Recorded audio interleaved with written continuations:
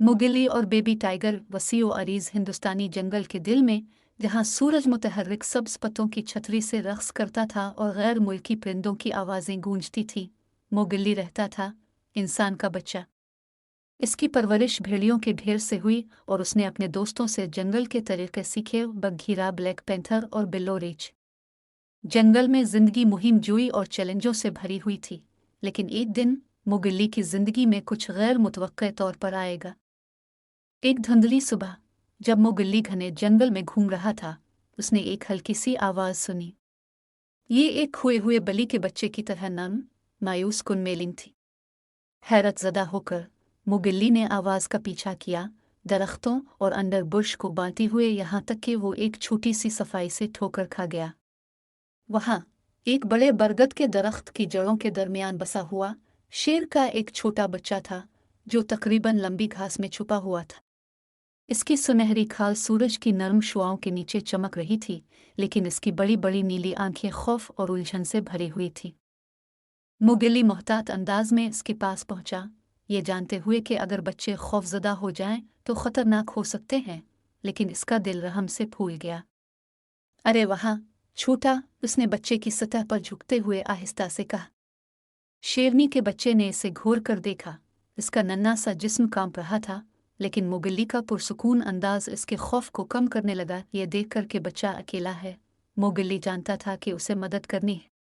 वो महसूस कर सकता था कि बच्चा अपनी माँ से अलग हो गया है। मुमकिना तौर पर उसका पीछा जंगल में बहुत दूर चला गया है, और शायद उनके इलाके पर शिकारियों ने कब्जा कर लिया। मोगिली ने अपना हाथ आहिस्ता से बढ़ाया और बच्चे को उसे सूंघने दिया। बच्चा आर्जी तौर पर आगे झक गया। इसका तजस्सुस इससे बेहतर होता जा रहा था। नरम गुड़गड़ाहट के साथ शेरनी के बच्चे ने मोगिली की हथेली को टटोल दिया और उसी लम्हे एक बंधन बन गया। मोगिली ने अपने ऊपर तहफ़्फ़ुज़ और जिम्मेदारी का इजाफा महसूस किया।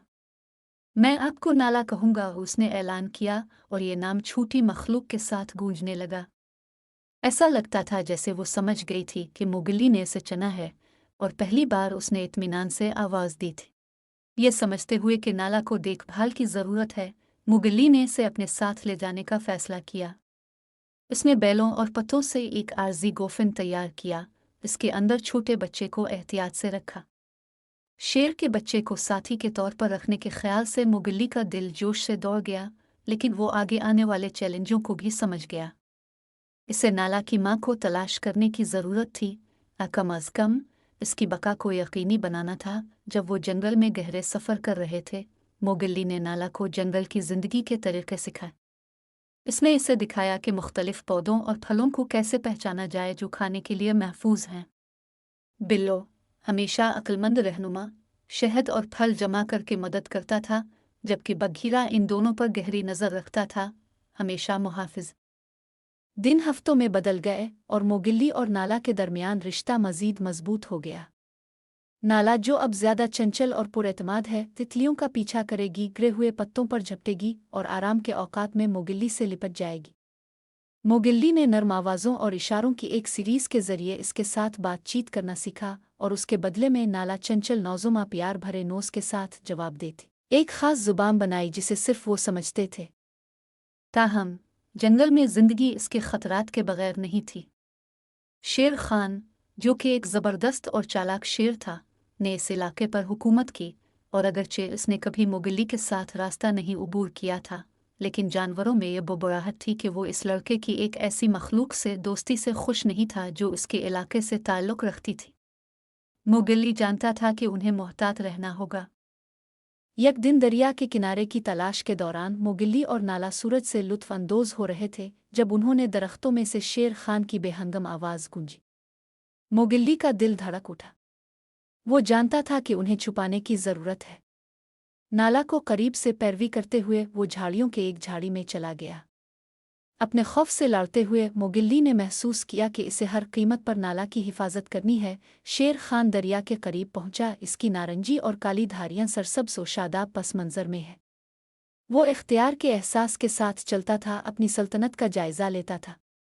मोगिली हुआ में तनाव को महसूस कर सकता था, और जैसे जैसे शेर खान करीब आया, वो जानता था कि वो एक नाजुक हालत में है। बहादुरी के एक लम्हे में मोगिल्ली ने नाला से सरगोशी की, मेरे करीब रहो। इसने शेरों की कहानियाँ पढ़ी थी और उनके तरीके भी जानता था, लेकिन एक का सामना करना बिल्कुल मुख्तलिफ मामला था। जैसे ही शेर खान मुड़ा, मोगिल्ली ने अपनी मौजूदगी को जाहिर करने का फैसला किया। उसने जानबूझकर नाला को छुपाने की इजाज़त देते हुए झाड़ियों से बाहर निकला। मोगिल्ली, शेर खान बोला, इसकी आवाज़ हमवार लेकिन खौफ से भरी हुई थी। मेरी मलकियत में मुदाखलत क्यों करते हो? मैं इसे तुमसे नहीं छीनना चाहता शेर खान। वो खोई हुई और अकेली है। मेरा मकसद सिर्फ इसकी हिफाजत करना है, मोगिल्ली ने जवाब दिया। अजीम शेर के सामने छोटा महसूस करने के बावजूद एतमाद पैदा करने की कोशिश की। शेर खान ने नज़रें झुकाकर लड़के का अंदाज़ा लगाया। तुम्हें लगता है कि तुम शेर पाल सकते हो, लड़के? इसकी रगों में जंगल का खून है, फिर मैं उसे जंगल के तरीके सिखाऊंगा। शफकत और एहतराम के साथ मोगिल्ली ने अपनी हिम्मत देखकर जवाब दिया।